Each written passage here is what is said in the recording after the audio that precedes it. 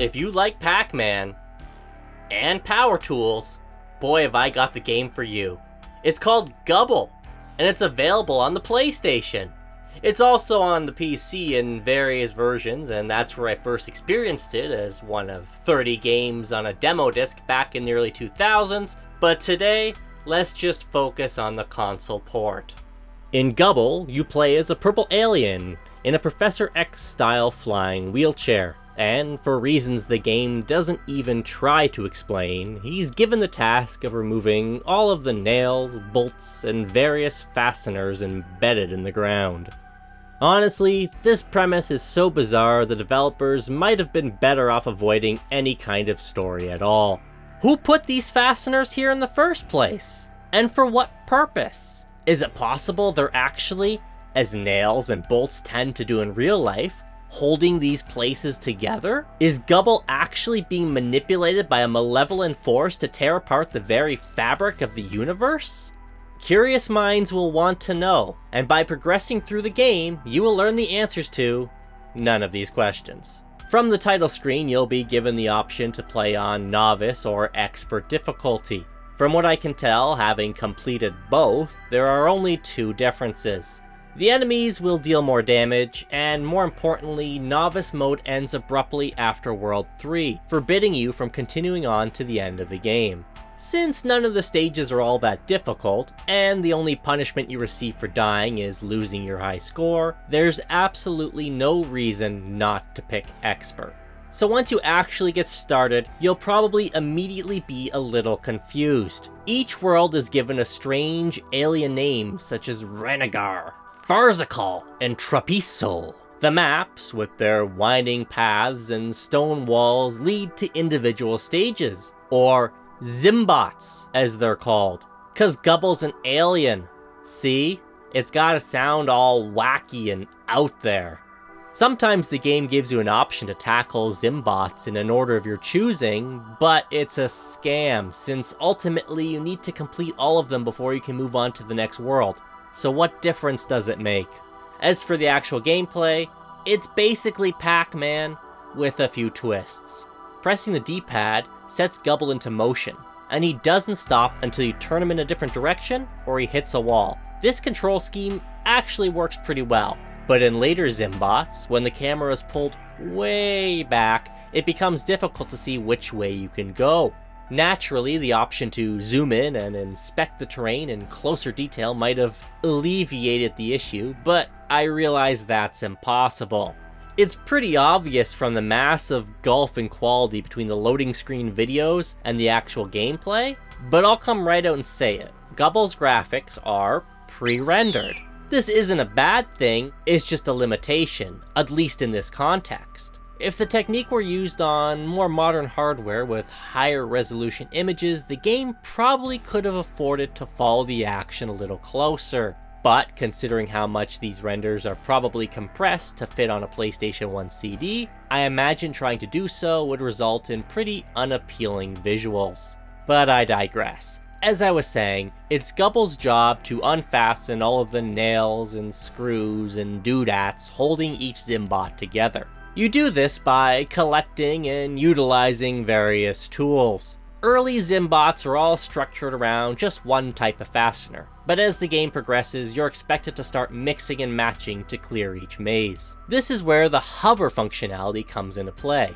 It can be used to leave tools behind, but also to keep Gubble in the air, safe from the vast majority of enemies. And since you can use it as much as you like, you'll find yourself flying a lot, either to move to another part of the map, or to ditch your tool to avoid taking damage from one of the many enemies. On that note, this is the one aspect where Gubble might surpass the original Pac-Man. Blasphemy, I know. Don't get me wrong, Binky, Pinky, Inky, and Clyde are classic enemies. And yes, I realize they all have unique attack patterns, but Gubble features a far wider cast of characters. And much like the ghosts, these critters, for the most part, have unique AI. Some of their designs are pretty crazy too. I especially like the long-legged robots. It looks like they're on stilts. It's cool. Another interesting aspect of the enemy behavior is how they interact with inert tools. They can't pass through them, so keeping this in mind, you can strategically block off enemy routes with tools you no longer need. This becomes essential later on when the game introduces the cannons. These suckers are motion activated, and they fire fast. The minute you're in their sightline, you're practically a goner. You could argue that these enemies are way too unforgiving, and you'd be totally right, but I do see the potential here. Maybe if the developers put a bit more thought into their implementation, they could have used them to contrive some interesting puzzles. The other wrinkle when it comes to enemies is that you can't defeat them. There are no power pellets here, and as much sense as it makes to smash rogue robots with the hammer or run them down with the circular saw, Gubble is a pacifist at heart. A lot of aliens claim to come in peace, but in his case, he really means it, even if you're actively trying to kill him. Perhaps this is because he is well aware of his own remarkable resilience. The green bar at the bottom of the screen shows how much damage Gubble can take, and I have to say, even on the expert setting, it's quite forgiving. This is handy since the game is otherwise pretty stingy with health pickups. It's kinda crazy how many collectibles are thrown your way, and how many of them are kinda pointless. There are two different kinds of bonus level warps, both of which seem to appear more frequently than health items. And honestly, as far as I'm concerned, they're equally skippable. One type of bonus area has you collecting tools for points, which you probably don't care about. And the others are just new mazes, hidden within the main zymbots. Again, the only reward is score, but unlike the collectathon bonuses, these ones can actually inflict damage on you. The only reason to dabble with either of these pickups is if you really like the game and want more of it, which to me seems like an odd request. Don't get me wrong, I don't dislike Gubble, I just don't know that I love it either. Obviously, the tried and true foundations of Pac-Man's game design shine through and bless it with an inherent appeal. But Gubble seems like a far more detached experience. I think it's because the act of eating a pellet is far more direct and immediate than watching Gubble run down a line of screws, loosening them one by one. That said, the idea isn't necessarily bad on paper. Just think of all those satisfying video montages on YouTube.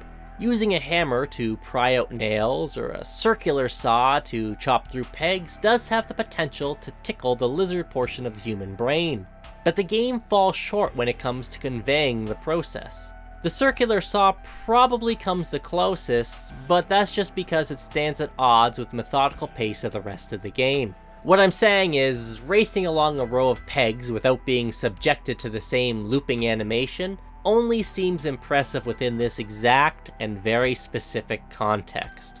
I think if there's any reason to remember Gubble, aside from the bonkers concept, it's the sound design. Gubble's strange alien dialect is immediately endearing and has a very DIY charm to it. Yippa yippa! Toot toot! Rang rang rang! Ha!